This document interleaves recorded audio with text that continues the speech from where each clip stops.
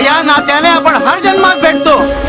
आम्ही श्रीपाद होतो तेव्हाही तू होतास, आम्ही नृसिंह होतो तेव्हाही तू होतास, आणि याही जन्मात तू आहेस. कृष्णप्पा, आपल्या सगळ्या प्रश्नांची उत्तरं या सृष्टीचक्रातच दडलेली असतात. आपल्याला ती कळत नाहीत एवढं खरं.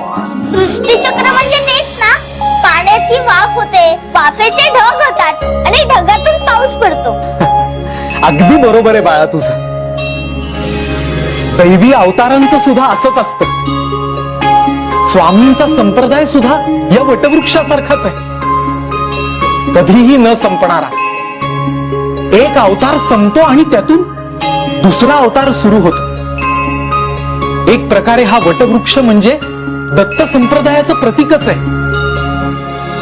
माझ्या स्वामींचं प्रतीक आहे.